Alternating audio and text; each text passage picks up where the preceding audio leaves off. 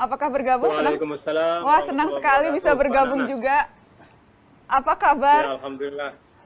Alhamdulillah sehat-sehat, Mbak Nana. Terima kasih Syekh banyak. Quraisy, Syekh Alhamdulillah. Gus Baha, dan semua guru-guru. Dari tadi saya menikmati pengajian yang luar biasa lewat virtual ini, alhamdulillah. Alhamdulillah, terima kasih banyak Tuan Guru sudah bergabung juga lewat virtual. Tuan Guru, kita tadi bicara banyak hal, mungkin mau tanya Tuan Guru juga.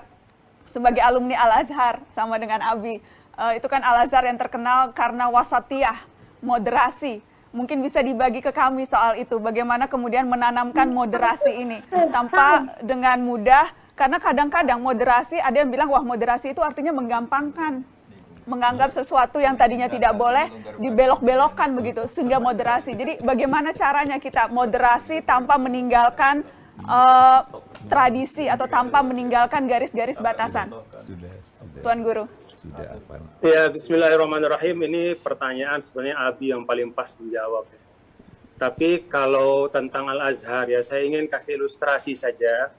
Ketika dulu saya mengaji pada Profesor Dr. Abdul Qobur Mustafa ya almarhum, salah seorang syekh di Qismu Tafsir. Jadi pada salah satu pengajian ketika kami membahas wa ma arsalnaka illa kafatan linnas. Nah, beliau di situ menyampaikan bahwa setelah Rasulullah SAW diutus, itu semua manusia adalah umat Nabi Muhammad SAW. Cuma ada yang ummatul ijabah dan ada yang masih ummatul dakwah. Ummatul ijabah itu kira-kira yang sudah bersyahadat, itu sudah menjadi muslim. Nah, ummatul dakwah adalah yang belum bersyahadat, kira-kira seperti itu.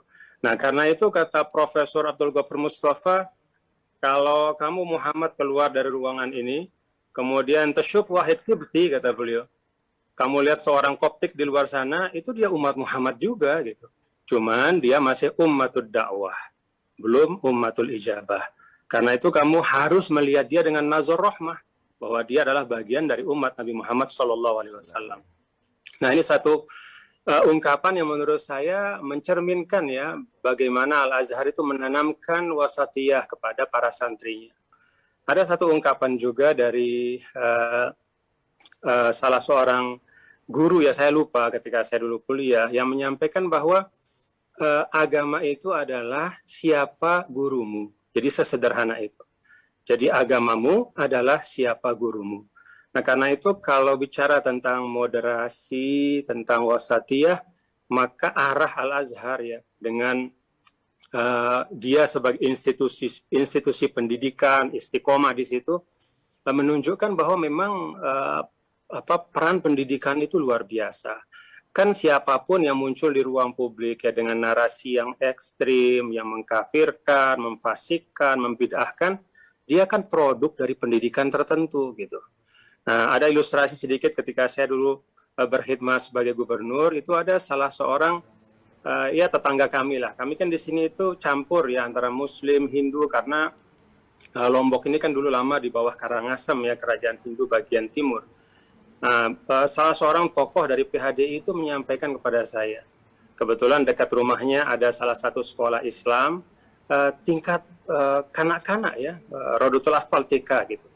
Nah, rupanya salah satu yang diajarkan di situ adalah slogan yang bermacam-macam. Salah satu slogan itu adalah Islam yes, kafir no gitu. Nah, ini ditanyakan sama tokoh PHDI itu kepada saya. Tuan Guru, apa memang begitu tuntunan dalam Islam? Nah, ketika saya cek, ternyata benar bahwa rumah beliau itu berdekatan dengan sekolah Islam itulah. Jadi ketika pulang anak-anak kecil itu ternyata menyampaikan slogan itu di jalan gitu.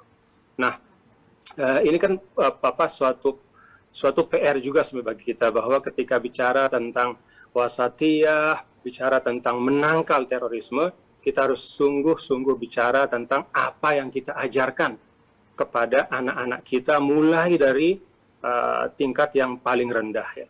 Jadi penanaman nilai keislaman seperti apa sih yang kita tanamkan? Mohon maaf kalau kita menanamkan slogan seperti itu, ya tidak heran kalau kemudian mohon maaf terjadi friksi dalam hubungan sosial. Kan anak-anaknya akan besar, akan membawa itu sebagai bagian dari pendidikan yang mungkin dia yakini ya, bahwa cara atau bentuknya berkhidmat kepada Islam yaitu dengan memperbanyak teriakan slogan seperti itu. Jadi menurut saya memang aspek pendidikan itu sangat vital ya, karena sekali lagi agamamu adalah siapa gurumu. Syukur saya berguru pada Abi, pada Gus Baha, pada Gus Mus dan guru-guru di sini. Terima kasih. Assalamualaikum warahmatullahi wabarakatuh. Waalaikumsalam warahmatullahi wabarakatuh. Terima kasih Tuan Guru sudah bergabung.